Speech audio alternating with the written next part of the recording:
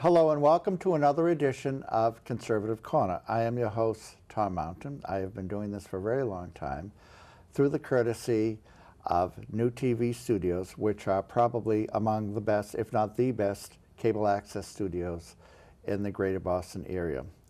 We are very happy that you're joining us at this time, and we are exceedingly happy to be here to talk about the subject which is near and dear to us, or at least those of us who were very active in the last campaign, the last three campaigns, I should say, of one Donald J. Trump. Why? Because we won.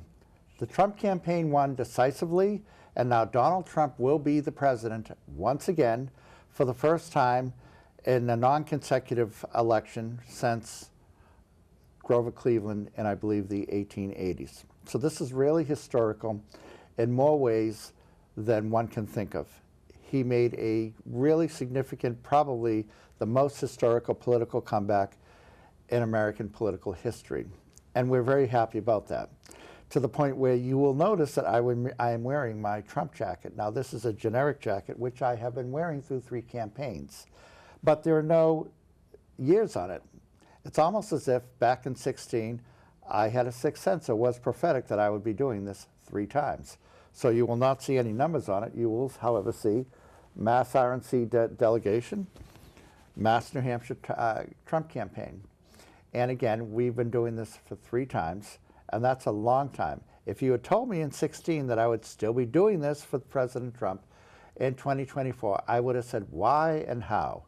But the fact is, we were here and we were back, and we won this campaign, and we were very glad to do that. Now, there were many people who participated to make our campaign a very successful one, both nationally, here in New England, and here in Massachusetts. And in this past campaign, I was very fortunate enough to have been the vice chair of coalitions for the Mass Trump campaign, which actually, I would go out on a limb and say, which actually meant the New England campaign, because we in Massachusetts really took the lead in running the Trump campaign in the New England states. But in doing so, we had a lot of support, and we had a lot of interesting people and a lot of very hardworking people who were in our coalitions and who were able to move things forward. Now, what do I mean by coalitions? It could mean anything from Black Voices for Trump, Jews for Trump. We also had Lawyers for Trump. I interviewed people and sponsored and ran 19 coalitions for the Massachusetts/New England Trump campaign. And one of the coalitions that we had, which I found very interesting and very fascinating, and I'm sure you will too, is Iranians for Trump. Now, you may think, Iranians for Trump, what in the world does that mean? Isn't Iran an enemy of the United States? Hasn't the U.S. been at odds with the Iranian government for the past 40 years? Yes, that's all very true. However, within the United States, there's a very large group of Iranians in exile. Now, who are they? They come from all walks of life. They can be Jews, they can be Christians, Muslims, and in the case of my guest tonight, they're Baha'i. And I'm very glad to introduce you to Shabnam Panahi of Framingham, who was the chair of Massachusetts Iranians for Trump. And we're very glad to have you here. And thank you for coming with us tonight. Thank you so much. So you were brought to our attention early on because you were doing rallies, standouts, around the greater Boston area, and you would team up with the Israelis, of all people. That's correct. And what you would do is you were very visible and vocal with your Royal Iranian flags, and by that I mean the Royal Iranian flag of the Shah, the deposed Shah, and his now son, who's been living in exile in Virginia for quite some time. And you were very visible out there, and you made a lot of noise in a good way. And you made a lot of noise both for the cause, which is the Iranians in exile, and the Iranian government in exile, and also for the Trump campaign. And again, people found that they were puzzled by it, and they were interested in it. Because again, the connotation of Iran and the U.S., and particularly campaigns, does not sort of mesh together. So please, tell us how you got into this, and tell us your story, if you would. Where do I start? um, I have myself and a group of Iranians who live here in Boston area. We have been active, having standouts and gatherings, trying to raise the voice of Iranian people and the message that they have for the regime change outside of Iran. Through all of those activities, we met after what happened on October 7th. We end up meeting. By October 7th, you mean the large-scale terrorist attack on Israel Exactly. from Gaza? Exactly. After what happened in Israel on October 7th, and obviously all of like the protests, student encampments and whatnot that ensued after that, we wanted to be there for our Israeli friends. So probably it's also a surprise for many of your viewers, like the Iranians and Jewish community may be at odds. That is really just for like the government, being that way. Iranian people have always been supportive of Jewish people and Israel, and they recognize their right to have their own state and their own sovereignty. And the history between Iranians, Persians, and Jewish community goes back thousands of years anyways, way before this regime. So after October 7th, we end up naturally in some of the standouts that we were having. We met some Israeli and Jewish individuals that they were coming out to counter these pro-Palestinian protests. That's how we kind of met. We started talking, bonding, and coalescing, trying to bring our forces together, and showing that we are actually united against the Islamic regime, against the Islamic regime's terror proxies in the Middle East. And the message was that Iranians and Jews are united for a new Middle East, which, through that, obviously, I end up meeting the chair of Jews for Trump coalition. That's Esther Faust, whom we had on the show Esther. as well. Yes, that is correct.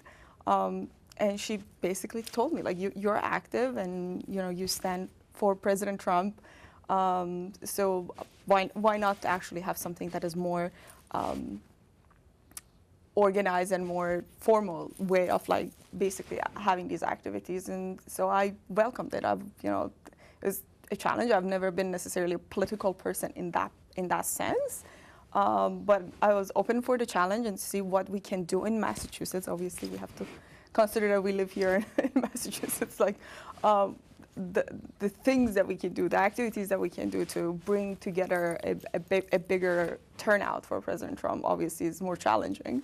But I was willing to kind of give that challenge, a try and see what happens. And we actually were very successful. We had multiple standouts.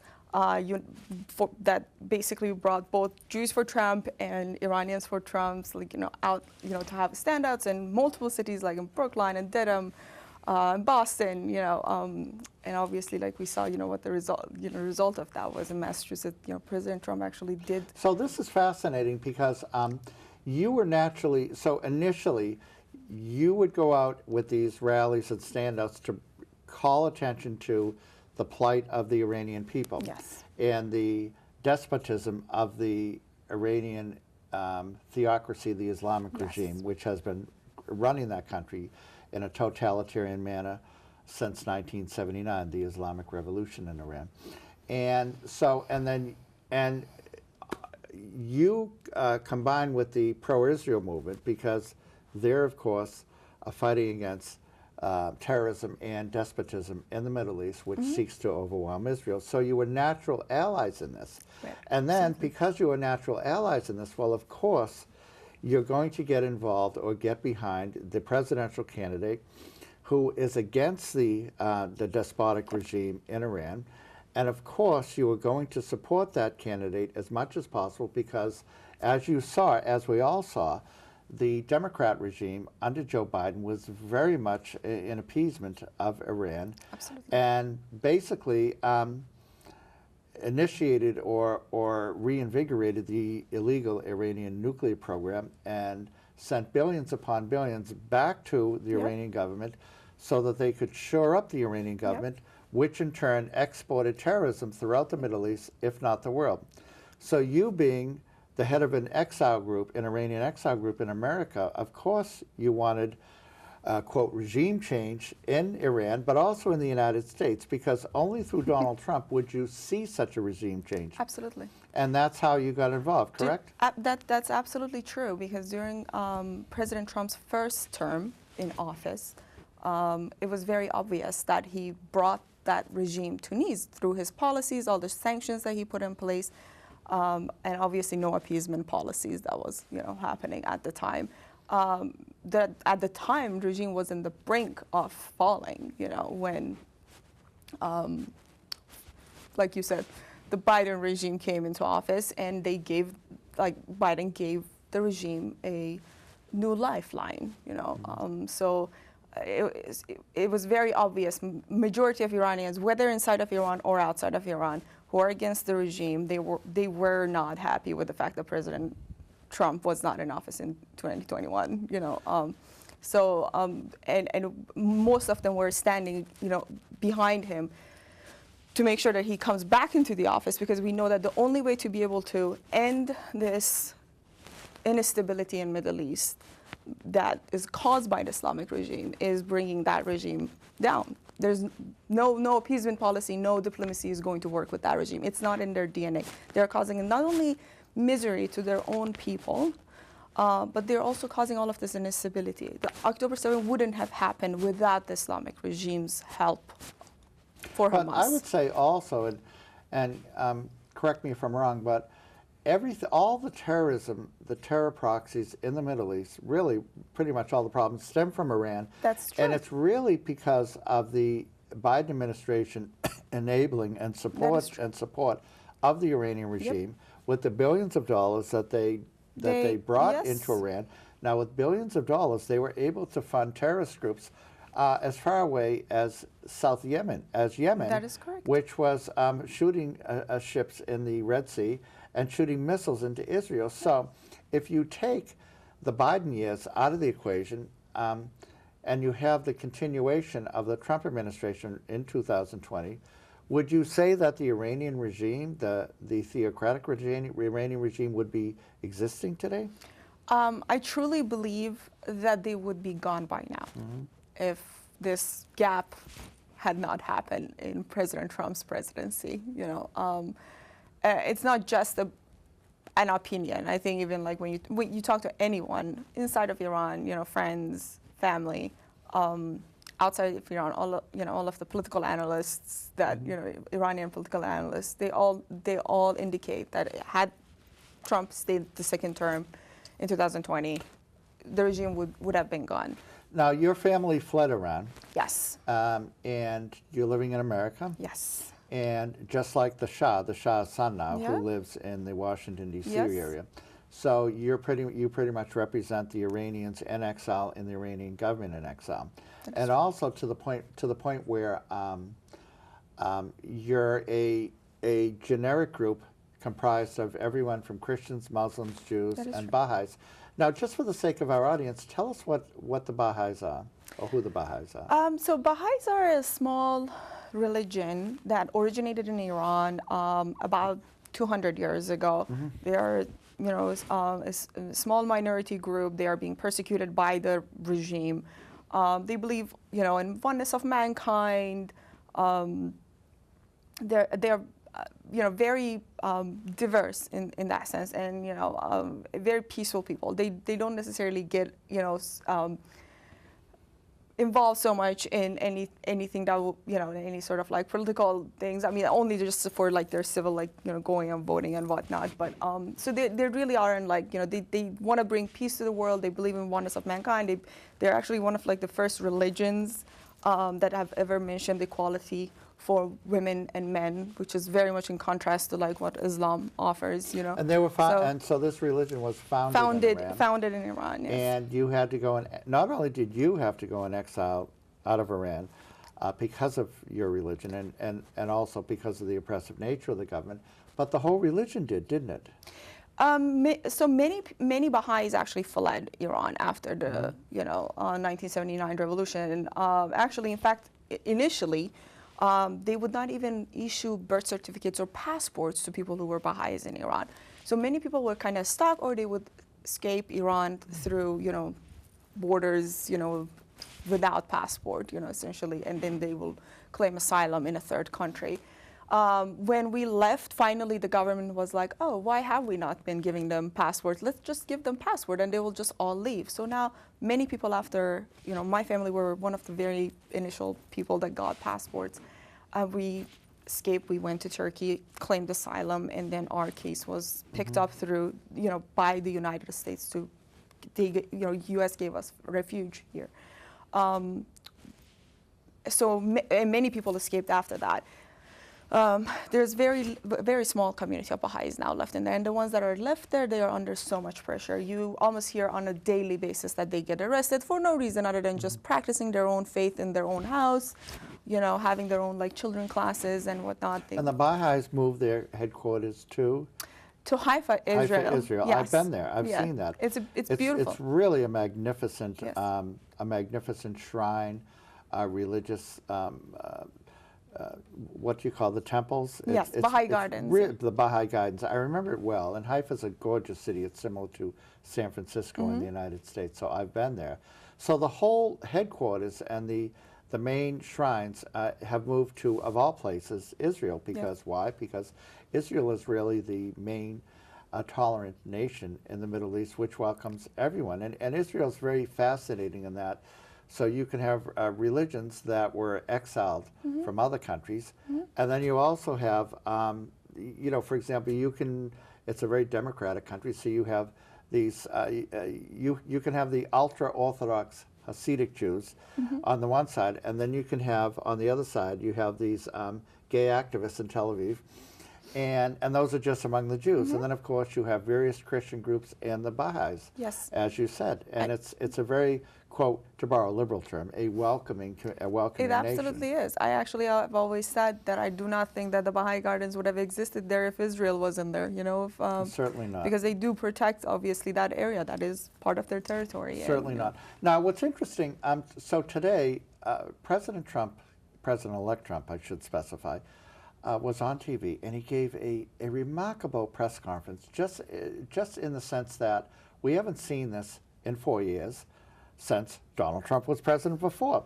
In that, he gave a press conference at Mar-a-Lago, and he kept talking and asking and responding to questions, multiple questions, from multiple repeat questions or from multiple people who were there. And he kept going on and on. And this was really a breath of fresh air. And even the liberal reporters had to admit that, as opposed to 4 years under Biden, and under Kamala Harris, where they just ran and hid. Unrehearsed, there was no buffer between Trump and the press. And one question that was asked of him was, would he authorize a U.S. attack on the nuclear installations in Iran? So, of course, being the very intelligent, smart person that we know, he didn't answer that. And he said he couldn't answer that because he can't give such a statement or give such information about what he will or won't do. And then they asked him, well, you won't, does that mean you won't do it? And he almost laughed at the reporter that he would ask such a question for that, because of course he's not going to. He's not going to indicate that. But what do you anticipate, and what do you hope that the Trump administration will do towards Iran over the next 4 years? Because 4 years will go by in a very quick time. Very fast, yes. However, a lot can be done in a 4-year time. What do you hope for Iran? What I hope that President Trump would do for Iran is what he actually did when he during his first term in office. In addition to that, obviously, keeping the sanctions on, not negotiating with this terrorist regime, it goes against everything we stand for, as Americans.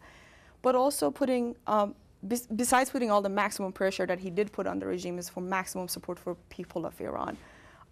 There's, speaking and giving legitimacy to the person that actually Iranian people, trust and believe that can lead them to a democratic Iran, which is the crown prince of Iran in exile, Reza Pahlavi. Those are some of, basic key things that I think that it should happen, rather than continuing to have negotiations with mullahs, lobbyists, in America, which is what the Biden administration did for the last 4 years. I think talking to the true opposition to the Islamic regime, putting maximum pressure on them, cutting their lifeline, making sure, and also making sure that Iranian people get the maximum support that they can possibly get. And that can happen through different means. Sometimes people ask, what does that even mean? Well, for instance, when there was that uprising in Iran a couple of years ago, a Women Life Freedom movement, the government cut out the internet, giving them access to something, like satellite internet, for instance, would allow them to be able to organize better to, bring this regime down. Versus now, 2 years ago, what happened, they cut down the internet and they killed people, essentially. There was no outlet, nobody knew what was going on inside of Iran. So some of that small little things, without giving the regime any sort of help, but you're actually helping Iranian people so that they can organize themselves better against the regime. So essentially, you're supporting, and the Iranians for Trump are supporting President Trump because of the fact you see him as a strong president who is a pro-democracy president and who will advance maximum pressure on this despotic regime. I have no doubt that he will, because that's what he did during his first 4 years. To change. And it's similar to affect regime change. And this can be done really without the U.S. firing a shot. All you really have to do is isolate the Iranian government economically, and then it will collapse. It's similar to in the 1980s when Eastern European groups, whether they're from Poland or Hungary, would also vigorously support President Reagan at the time for the same reason. A Republican president who was very strong, who would isolate the communist regimes, and to ultimately, which would ultimately hopefully lead to their downfall. Now, I think that what President Reagan did went way beyond what the, shall we say, the Hungarian and the Polish exiles at the time dared hope for. But in essence, because of the maximum pressure that the U.S. under Reagan applied to Eastern Europe, to the Soviet Union itself, they eventually toppled, and now they're democratic regimes. Yes. And so the precedent is there. And obviously we have less of a worldwide problem with that. Communism, aside from communist China, I shouldn't say it's dead, because communist China is well over 1 billion people. That's a problem. But nevertheless, with one country like Iran, this can be done. If the right forces come together and the right regime under the right president is there to maximize the pressure against Iran, and of course that is President Trump, who is the pro-democracy president. If you think of the alternative of what would have happened if the continuation of the Biden administration under Kamala Harris stayed in power, you would have had in Iran with nuclear capabilities to launch, to develop, to finalize nuclear weapons and to give them a launch capability where they could be sent anywhere. And this was really, I think, insanity, because Iran was and still is a major threat to the world.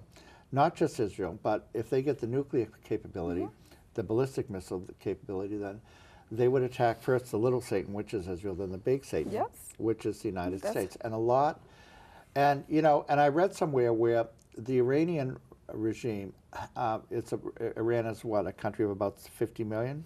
80 million, actually. 80 million. Okay, they would be willing to sacrifice half of their population, 40 million people, just so they could eliminate the 7 million country of Israel, just so they could do that.